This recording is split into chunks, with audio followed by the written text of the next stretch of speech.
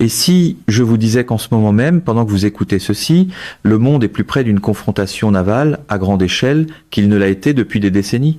Pas une guerre par procuration, pas une escarmouche frontalière, mais une collision directe entre deux des forces militaires les plus puissantes de la planète. L'Iran vient de faire une déclaration explosive. Une déclaration si forte qu'elle a secoué les responsables du Pentagone jusqu'au cœur, ébranlé les marchés internationaux et forcé les États-Unis à déployer l'un de leurs actifs les plus secrets et les plus terrifiants.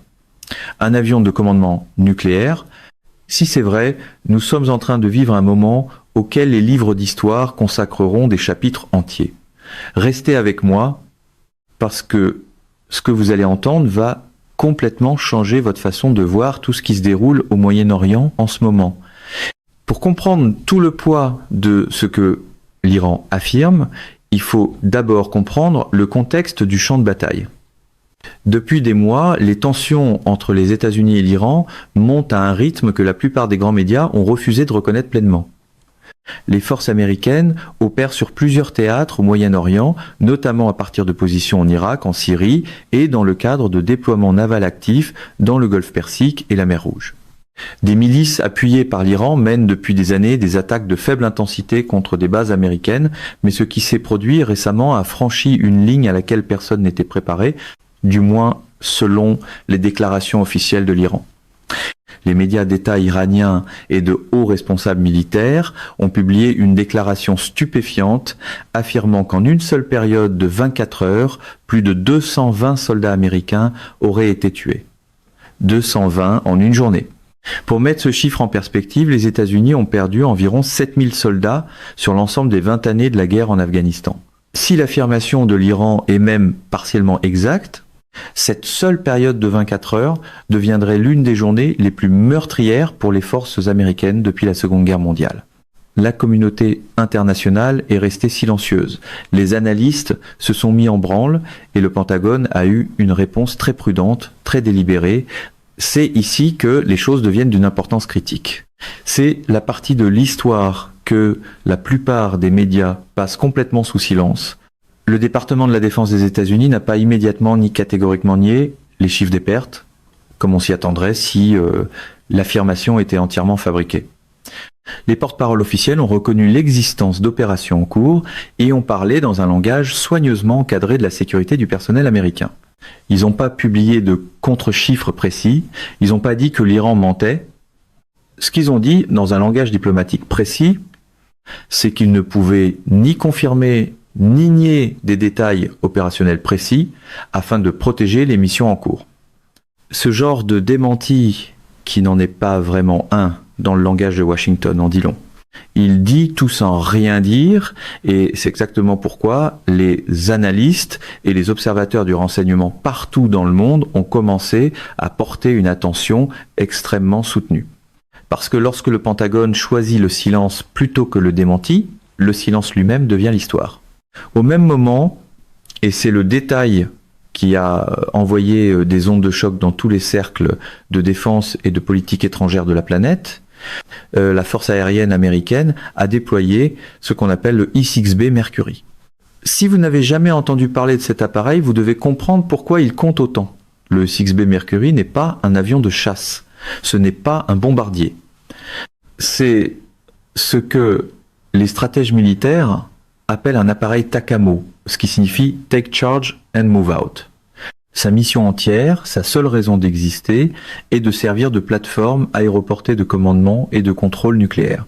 Cet avion existe pour que, dans l'éventualité où les systèmes de communication au sol seraient détruits lors d'une première frappe nucléaire, les États-Unis puissent encore communiquer avec leurs missiles balistiques lancés depuis des sous-marins et transmettre des ordres de lancement.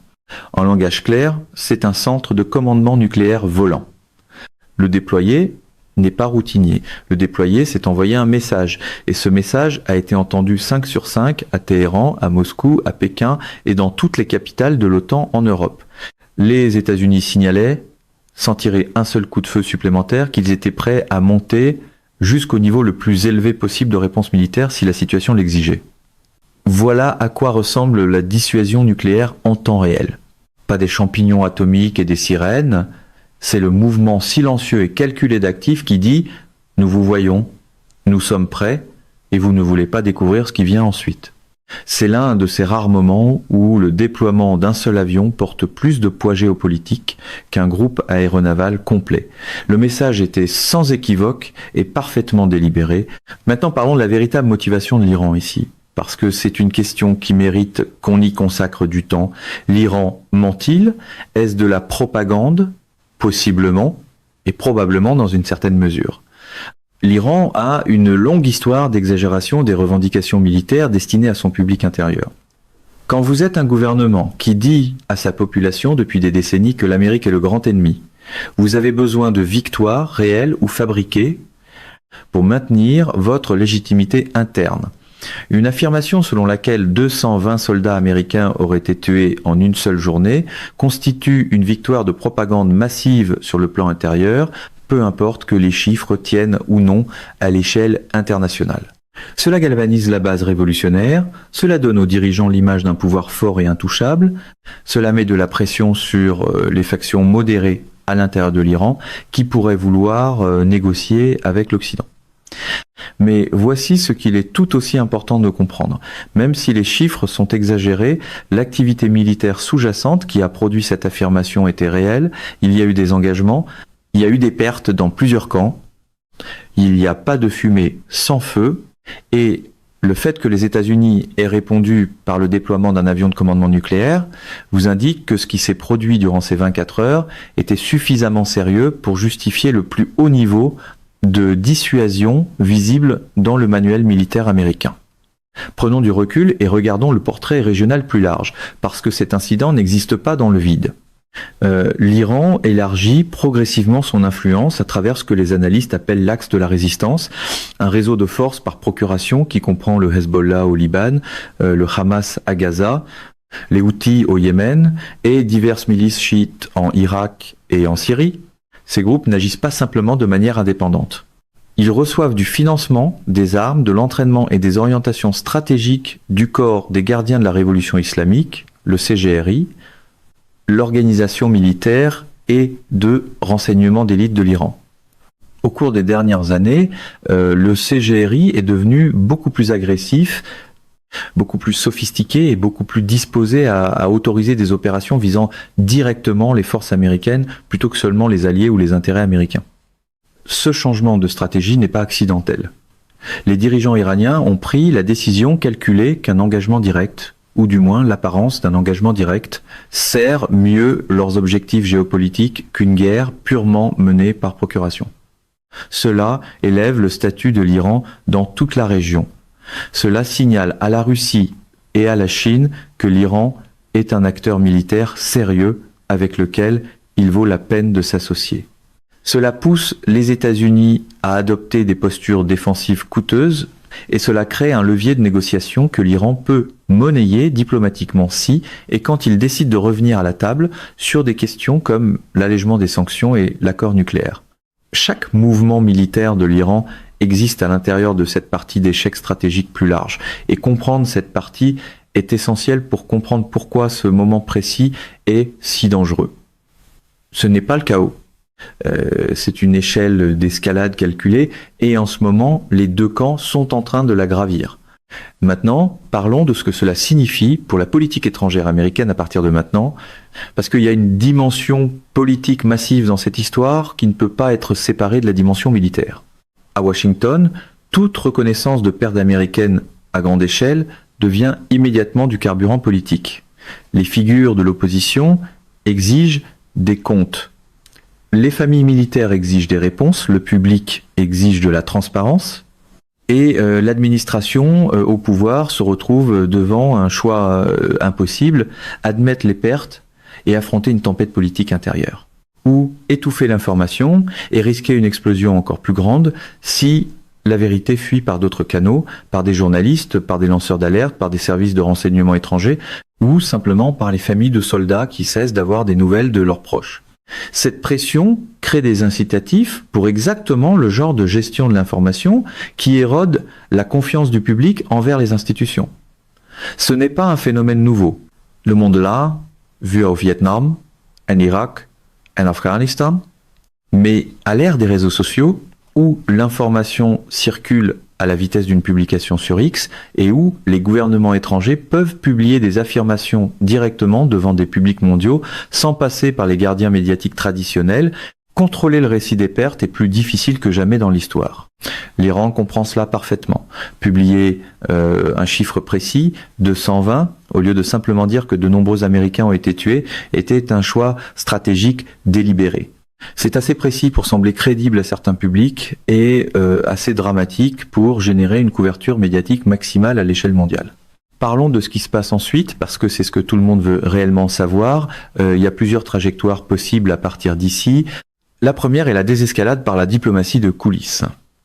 Les États-Unis et l'Iran ont régulièrement utilisé des intermédiaires, souvent le Qatar ou Oman, pour communiquer en privé, même lorsqu'ils se menaçaient publiquement. Il est tout à fait possible que, pendant que cette histoire domine le cycle médiatique, des conversations discrètes soient déjà en cours pour trouver une voie de sortie. Aucun des deux camps, rationnellement parlant, ne veut une guerre à grande échelle.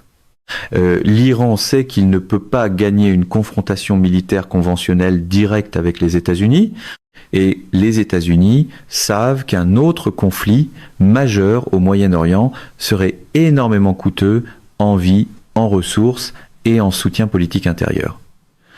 La deuxième trajectoire est une escalade soutenue de faible intensité, ce que les analystes militaires appellent la zone grise. Dans cette zone grise, les deux camps continuent de s'affronter par procuration et par frappe directe limitée, sans jamais déclarer officiellement la guerre ni franchir le seuil qui déclencherait une réponse massive. Historiquement, c'est le scénario le plus probable, parce qu'il permet aux deux camps de revendiquer des victoires devant leur public intérieur tout en évitant des conséquences catastrophiques. L'Iran se présente comme puissant. Les États-Unis mènent discrètement des opérations ciblées. La région reste tendue, mais n'explose pas. Les marchés restent nerveux, mais ne s'effondrent pas. Et le cycle se poursuit indéfiniment. La troisième trajectoire, celle qui empêche les analystes de la défense de dormir la nuit, c'est l'erreur de calcul.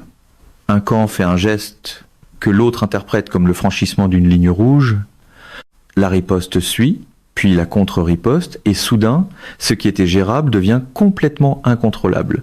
L'histoire est remplie de guerres que personne ne voulait vraiment, mais qui ont commencé quand même à cause de cycles d'action et de réaction en escalade, que personne ne savait arrêter.